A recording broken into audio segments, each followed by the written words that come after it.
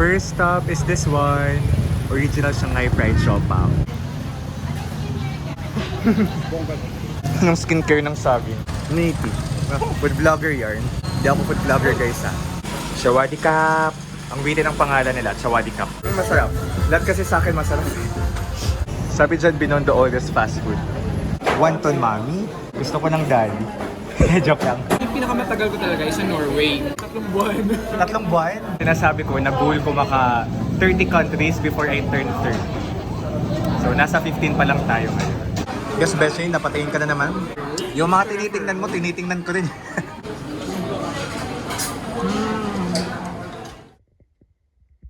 Hello guys, kumusta kayong lahat? Nandito tayo ngayon sa Binondo and magpo-food trip. We want to experience the nightlife here in Manila. So Binondo is the oldest Chinatown in the world and we're here. Dinaanan pa lang natin yung MBT sa likod. MBT na since 1912. Ang aesthetics ng mga lanterns around. I'm Dave, the Puripo Traveler on Facebook. Daming tao, pinipilahan yung mga stuff. There's the Arc. So this one, the Chinatown oldest Chinatown in the world since 1500s. So itong Ongpin Street.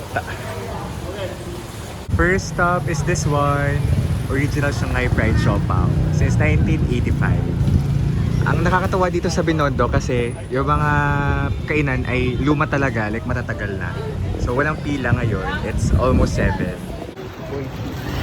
Saan tayo next? And habang mainit-init pa. Anong skincare ng saging? Ang sarap ng siopaw. Our first bite in Binondo. Grabe yung loob. Native. Food vlogger yarn. Hindi ako food vlogger guys ha. Sagana yung feelings. 25 lang din to dati. Ngayon 35 na. Inflation is real. What's up, Binondo? The oldest Chinatown in the world.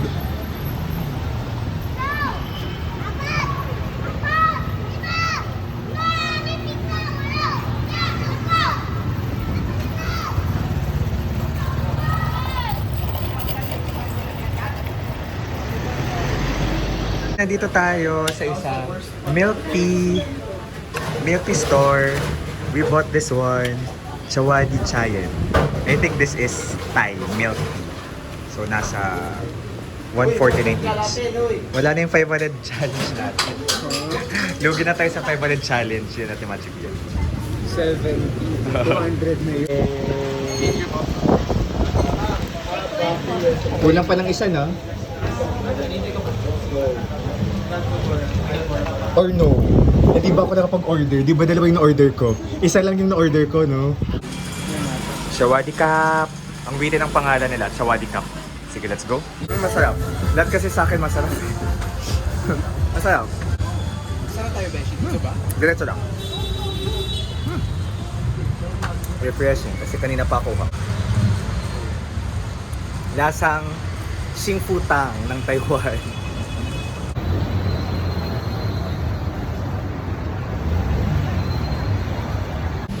Ito yung mga pasikot-sikot ng Binondo. Actually, masaya sana kung yung Philippines known lang to be safe, to be a safe country. Pero syempre yung impression sa atin ay delix na bansa. Kaya hesitate yung mga tao maglakad-lakad sa Maynila. Kahit sa mga napapanood kong vlog ng mga foreigners, ano din sila, cautious din sila about Maynila. Anong next natin? Dongpei. Sige. Okay, itong pinuntahan namin at 7 PM. So wala nang luto, puro hilaw na lang. 7 PM pa lang. Kaya tip next time, huwag mag-start ng alas 6. Make it early. Huwag mag-start ng alas 6. Kasi close na yung mga pinupuntahan. Meron nga isa yung binili natin ng siopaw kanina. Nasa Google hanggang 6 lang siya. Pero buti bukas pa siya. Beyond 6. Our next stop is Pinipilahan. Ito? Suwon Key.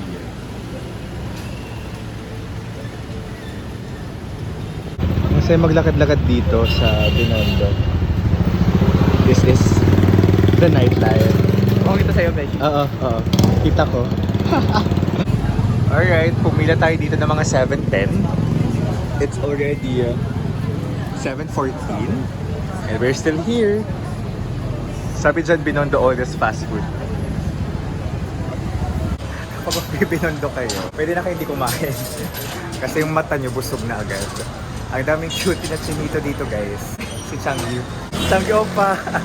Kung mapanood mo man yung vlog na to, sarangin, no mo sarangin. Joke lang.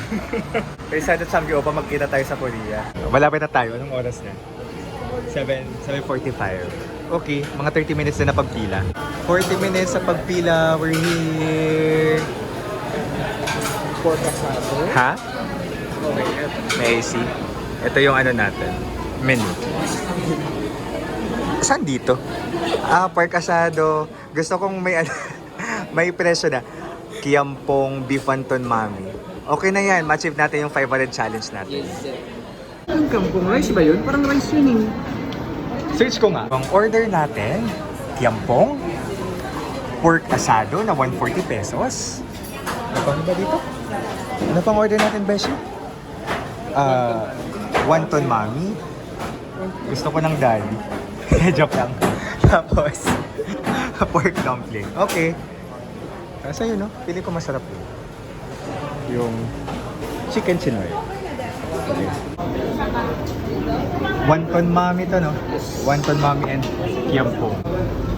This one is pork asado, wonton mami, kiampong. Pag nakasam tayo sa Europe, sinasabi ko na goal ko maka 30 countries before I turn 30.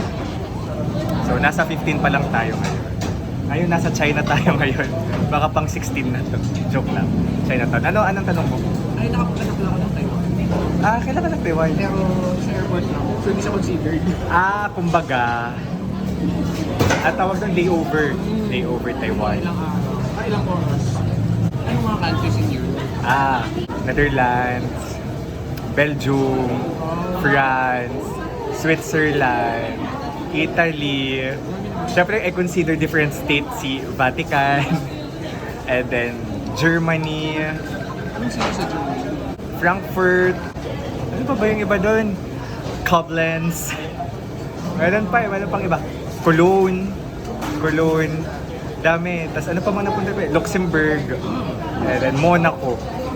Monaco. Monaco ka na? Pwede ba? Nice doon. Pwede ko yun ang pinakamahal in terms of land. Kapag magbabahay ka. Pero yung pinakamatagal ko talaga is sa Norway. Ilang buwan ka sa Norway? 3 buwan. 3 buwan? Eh kasi libre ka naman eh. Sinagad ang 90 days. Sinagad. Visa. So yung tita ko din sa France, nag-i-invite ng 1 month. Wow! Mukhang masarap. Saan ang pinaka-delish dito? Sarap. Review. On the spot. Hindi mo kaya. Spontaneous. Sige, dapat pala pinag-iisipan mo. Yeah. Pero this one, kang tender. So ito po yung pinaka matandang fast food dito sa Binondo. Since 1940, oldest fast food in Chinatown. Galing mo beshi pumili ng mga stuff. May historical relevance. Tapos pinipilaan siya, mga 40 minutes din kaming pumila sa labas. Nasa Norway din yung mga asawa dito. Kahit di ako food vlogger, ang sarap ng noodles. Very fresh na noodles na galing kusina na ginawa. Tapos tender yung hindi naman tayo required magpasalubong. Kasi yun talaga yung nilalaban ko in life. Hindi ako required, hindi ako obliged na bumili ng pasalubong. And yun yung toxic traits ng mga Pinoy kasi nag-expect. Nag-expect ng pasalubong. Bahala sila. Alam mo na yan. Okay lang naman sila. Bigyan ng pasalubong. Okay lang naman. Ayoko nang madaming binibiti. Yeah. Lalo na kasi walang check-in baggage. Sarap nito ha. Super katak. Right ka na. Guess best yun, napatingin ka na naman.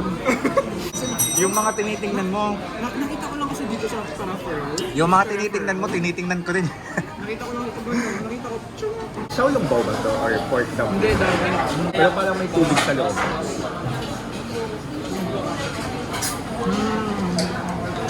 Ang sarap ng sinosop. Delish. 600 plus. Grabe, naubos natin. Sakto na yun for 2. Yung mga in-order natin kanina. Grabe mga tingnan. Deal reveal. 560. Tama. 560. 280 pesos each. Oo. Hindi tayo abot ng 1,000 for the both of us. Okay na po. Thank you po. 560. Okay na. 580. Great. 280. Ay, 280. Tama, di ba? 280. Sulit. Thank you. Anong pangalan mo? Sure, you. Di ka mabibitin. O, nasa Ingbitin tayo. Let's go. Alright, itong pinuntan namin last time na pinipilahan talaga dahil masarap ang hopya at tikoy. Ingbitin. Ay, iba't ibang flavor ng hopya sa Ingbitin. Ay, nakuha ba ito? Ay, parang laki. Mooncake.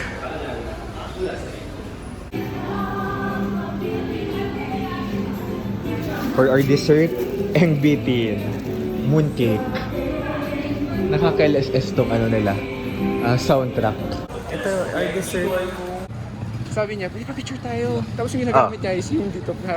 Ay, yung front cam. O sabi ko, Oo. "Uy, turuan kita ng 0.5, yung Oo, Gen Z shot. Tapos ayun, pinakita ko sa kanya. Sabi ko, ganda naman. Tapos O, diba? tapos nakita ko Nakaka-fresh ang Gen Z shot. Tapos nakita ko, yung mga, Anong mga dapat napuntahan natin na hindi natin napuntahan? pero bago. Mama, sorry. Meron kami sa likod. Yung cheesecake. Yeah, yung cheesecake, kasi close na yung mall. Tapos ano pa? Yung isa, sana.